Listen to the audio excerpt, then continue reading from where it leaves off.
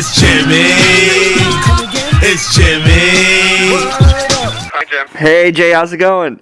Good. I'm sorry. There was some technical problem linking up, and it just slowed us down. I'm glad to talk to you, and I hope it's okay. I'm sorry to keep you waiting. No, that's perfectly fine. You know, actually, we met a few years back in Chicago when you were doing a press tour for Trumbo, so it's good to catch up with. I recognized your name. Yeah, that's cool. Good to talk to you again. Absolutely. You know, I wanted to start out by this. I actually recently spoke to Charles at the Writers Guild Awards, and you guys teamed up for this movie. And, you know, the first thing I kind of, that stood out to me is the style, because Charles obviously wrote The Big Short, and this movie has a lot of opening of the fourth wall and using a serious subject matter with comedy in it. Tell me the discussions you guys had initially about how to approach the style of this film, because it's definitely unique and it stands out from really the opening shot from the start of film. You kind of know which direction it's going to be, and having this kind of fourth wall, talking to the audience, using humor with real life topics. Was there any other ever approach to do it as this is how you guys wanted to do it from day one? Yeah, that's a good question. Definitely, we talked about it, a lot. Charles's style from The Big Short was definitely brought to this project, and his script, amazing script, read with a lot of that going on, and it fit the setting in a way because it's a news channel, and there's a lot of it talking to the camera, obviously in a news situation, and so there were to be honest, there was even more of it in the script, and once we cast the film the way we cast it, and the performances were as compelling as they were, we actually did less and less of it as we began to edit it and screen it, because the performances were just so compelling. Mm-hmm. On the other hand, I wanted to stay true to the tone of the script, partly just to make sure that the film was engaging and not too preachy. It's certainly a subject that has to be treated seriously, but we didn't want to be too self-righteous in any way, and wanted to have people who might be skeptical of whether they would want to embrace such a tough subject come in knowing that, listen, people cope with these kinds of predicaments, these very serious predicaments, sometimes with a dark sense of irony, a dark sense of humor, and we cast the movie with people who got that. Certainly Charlize does, and has such a wicked, dark sense of coping mechanism, through humor, and so does everybody involved, and John Lithgow, and the sort of duo that really surprises and I think kind of steal a lot of moments in the film is Margot and Kate. Margot Robbie and Kate McKinnon as Kayla and Jess. The scene where Kate's character is sort of coaching Margot's character through what makes a Fox story. I knew that should be its own separate, trailer moment, because Kate's playing a very dramatic character, and so is Margot. Mm-hmm. But I thought the audience might appreciate their sense of irony and their sense of absurdity, because in some situations, every news network is absurd, but a lot of what's going on at Fox to them seems really absurd. So right. I wanted to make sure the audience got that. Speaking of the cast, I mean, you talk about a list of just talented performers, not only at the top, but when you have actors like Alice Eve and Jennifer Morrison and Richard Kind, just small, even supporting little characters. I don't know, how do you just get sort of a list of just so many talented performers all around? I don't know what kind of pool you have, Jay, but this is amazing to get such a...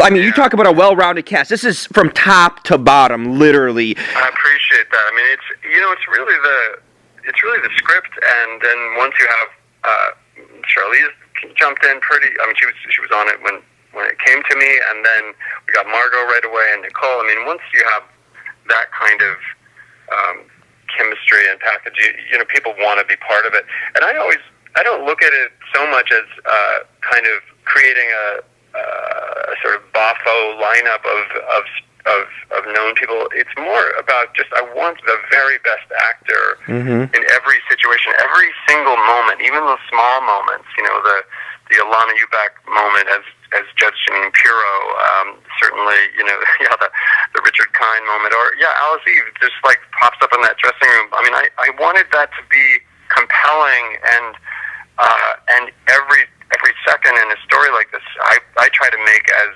engaging as it can possibly be, and keep the pace up and keep the energy up.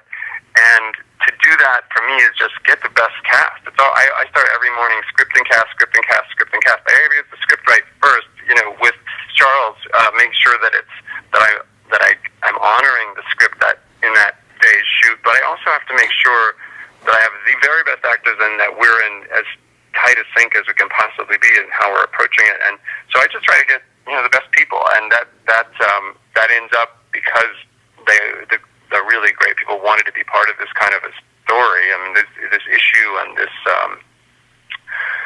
setting seemed really like actor heaven for a lot of them, because it was so complicated and so fraught of a predicament. So they all just wanted to come in. So I felt lucky and happy to have them have such a cast list. You know, when you do a movie, you're no stranger. You've done films based on real people and stuff, but this one obviously has people that are alive and currently around. You know, to base how much freedom and how much freedom and liberties or even stress do you kind of have, or what's the outlook when you are casting and trying to make a movie about people that are around, you know, that will see it, that are the story's based on? I mean, from what I read and stuff, Megyn Kelly wasn't really part of it, or in any ways, you know, she wasn't assisting on it like certain actors who are alive, who are reenacted are. How do you approach that sort of setting, you and Charles, of giving a portrayal to a person who's around through information and facts, but also, you know, trying to make a movie out of it? Yeah, you know, we take it really seriously, trying to make it as authentic as it can possibly be, mostly by interviewing anybody who's willing to talk to us. And that's the first thing. You just have to be that committed to getting it right, but you also have to be aware that you can never make an accurate, quote unquote accurate film. You just try to make an authentic one. There's never been a film that was, you know, moment to moment exactly what happened, and you have to go back in a time machine to do that. And I often say, you know, we have actors, we have sets, we have makeup and hair and wigs, and a lot of interpretive, I don't know, just approach to it that's always gonna be an interpretation. But you have to get it right, and so we mix in. We take on as much research as we possibly can, but then in some cases you have to take license. Like my favorite example of that is Margot Robbie's character is a composite character derived from multiple women who can't be named, whose voices would not be heard. We couldn't portray them by, you know, actually matching a real life person.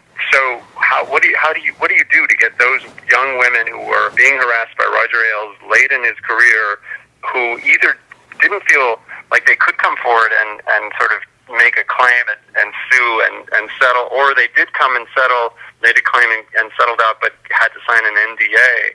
So how do you portray them? Well, the only way is to do what Charles did, which is create this really compelling and heartbreaking situation and character in the character that Margot plays. And that's just an example of where you have an obligation also, beyond just accurately portraying real people, to tell as much of the whole story as you possibly can. And ironically, and maybe paradoxically, the only way to tell the whole story as truthfully as we could was to make up a new character who represented those women. So it's always an interesting sort of dilemma of how far to go one way or the other in terms of with dramatic license. But I really enjoy that challenge, and I try to have people, you know, and a lot of people who watch the film I try to get to a place where people who were part of it and experienced it look at it and say, well, yeah, that's actually very, very authentic. So that's what we always try for. wanted to ask you about, obviously the big talk has been about the prosthetics and the look of not only Charlize, but John. I mean, the transformations that the makeup and prosthetics team is just a literally once in a lifetime almost sort of thing you don't really see. How surprised in a sense were you when you saw John and Charlize every day on set literally looking completely different than themselves? Did it strike you at times? Did you have yourself thinking for a second like, wow, almost amazement when you would see this? Because it was just unbelievable. It was remarkable when they would come on set. I mean, Kazuhiro is just an unbelievable, wizard artist. He's a sculptor, by trade as much as he also is a prosthetic makeup creator. But all the whole team, Vivian Baker and Morgan, I'm so glad to see that work get acknowledged with all of their awards. All that said, what probably goes a little under-emphasized in that story of how these transformations occurred is just the incredible performances that made that all the more impressive. Charlize getting the voice down, getting the body language down, she herself working so closely with Kazu, going back and forth about what worked for the match, but what also worked for the performance, in that it didn't impair her or make her uncomfortable or whatever. Like all that is a really careful collaboration with the actors, and so I'm just blown away by every bit of magic the makeup and hair people did. But I'm also intensely grateful and sort of respectful of what John Lithgow and what Charlize and all the cast who went through the transformations did to really pull it off, to pull you in and say, hey, this is so authentic what this person is like that you can trust we are trying to get the story right too. There's something about that the audience is like wow, they really committed to that it's not an impersonation to the kind of match, the essence of the characters. So I'm assuming the rest of the story is that carefully crafted too, and that comes from just fantastic performances by the actors as well. And finally, wanted to ask you, it's almost every couple of years or so there's a Jay Roach movie coming, and in a sense you can intrinsically you can see you've gone from political dramas, in a sense, to comedies. You just completely change around to like a fun, off-the-wall comedy. Have you noticed this trend? Is this something you kind of like to do, in a sense, to refresh yourself? Because you really have a unique taste of doing some really interesting, politically themed films, dating back for years for yourself, and then kind of jumping into a really strong comedy. Tell me kind of your approach of doing those. It's a really interesting, I feel, that you showcase two different sides of you in a lot of ways, and sometimes even mix it up. I used to make mostly only comedies, for a number of years. I sort of got a great break through Mike Myers doing the Austin movies, but then the Meet the Parents movies, and then I actually had one of my comedies fell apart, and it made me available to do Recount, which is my first drama, and it was like coming home, because I used to write in more serious films before I directed comedies, and so to get into stories that are directly addressing and questioning how our civilization works, how our society works, how our political systems work. That is, for me, fulfilling in a whole different way. It's almost therapeutic for me, and I'm trying to kind of go into group therapy with my audience and say, are you noticing these absurdities and these predicaments, and are you as concerned about them as I am, and how are we supposed to deal with this, and how did these characters deal with them, and what are we doing? That's what, to me, these films often are about, these political films.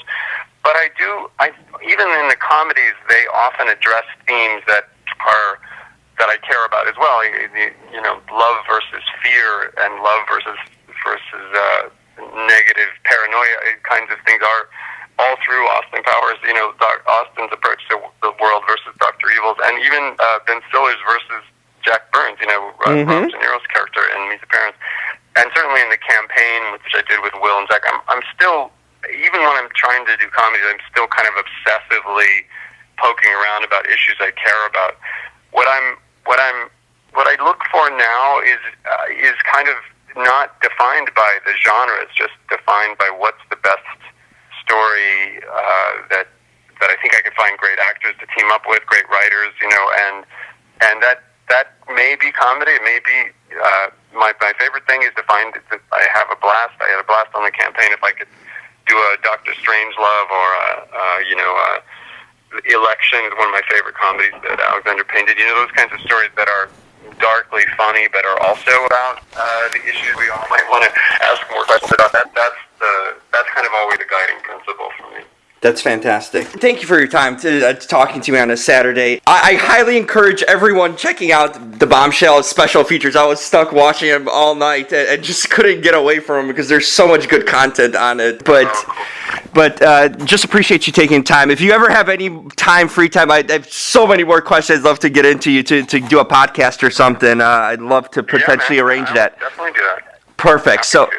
Thank you so much. We can have lots more to get into. Thanks, Jim. Thank you so much, Jay. Hopefully you get to catch up real soon and talk more. Yeah, thanks for the interest. It means a lot, and it helps us. And I'm just glad to get the story out, and hope people, either discovered or rediscovered out in the streaming world. Oh yeah, it's a second wave. Light on it. Absolutely, second wave, and like I said, a ton of really good content. If you didn't see it in the movies, the DVD and Blu-ray totally offer it. So, no question.